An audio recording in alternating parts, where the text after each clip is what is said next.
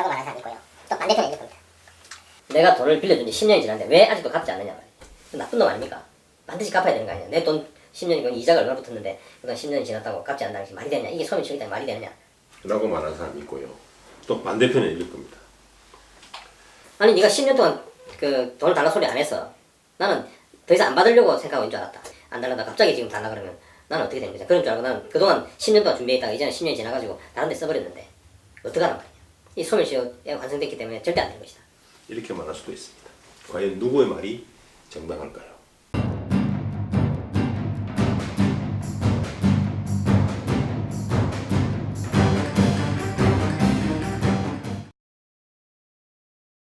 안녕하세요. 김변TV의 김현성 변호사입니다. 지난 시간에 공소시효에 대해서 살펴보았습니다.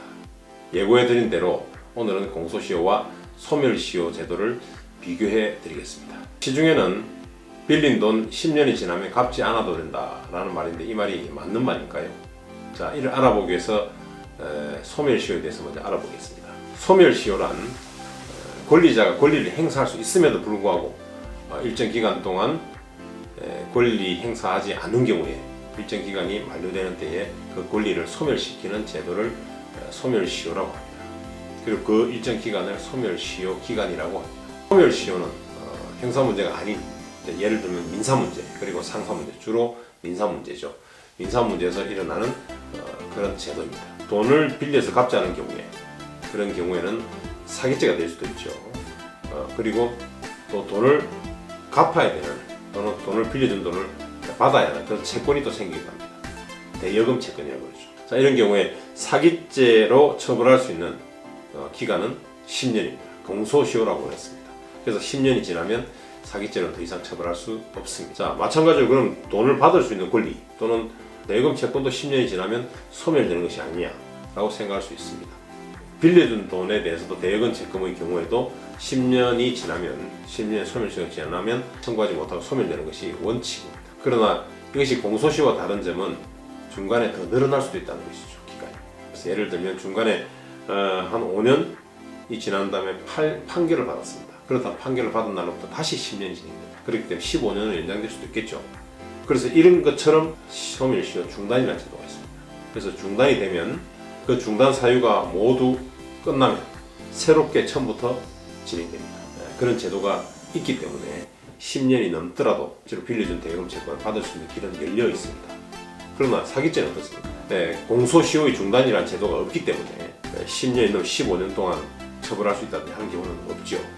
물론 공소시효의 경우에도 정지라는 것이 있습니다. 해외 도피한 경우에 대표적으로 정지가 되죠. 소멸시효의 경우에는 정지되는 경우도 있습니다. 정지된 예를 들면 천재지변이 일어났을 때는 정지가 되겠죠.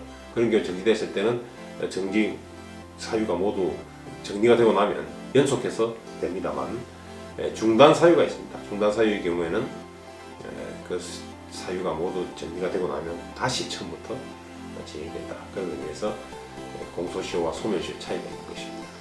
그래서 아까 모두에 말씀드린 바와 같이 빌린 돈 10년이 지나면 갚지 않아도 된다 라는 말은 일부는 원칙적으로 맞는 말입니다만 그렇지 않은 경우도 흔히 있을 수 있다 라는 의미에서 정확히 맞는 말은 아니다 라고 볼 수 있겠습니다. 그러면 모든 권리에 소멸시효가 적용되는 것인가요?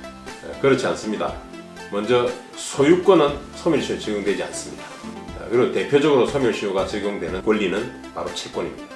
채권의 경우는 원칙적으로 10년 소멸시효가 적용되고 그 외에도 우리 민법에 따르면 1년 또는 3년의 소멸시효가 단기 소멸시효라고 그러는데 이런 소멸시효가 적용되는 채권도 있습니다. 그리고 상사채권이 있습니다. 어떤 상인 간의 행위라든지 또는 어쨌든 상행위로 인해서 일어나는 채권의 경우에는 5년입니다. 자, 그렇다면 여기서 소멸시효 제도라는 것은 왜 두고 있는 것일까요? 권리 위에 잠자는 자는 법의 보호를 받지 못한다 라는 법언이 있습니다.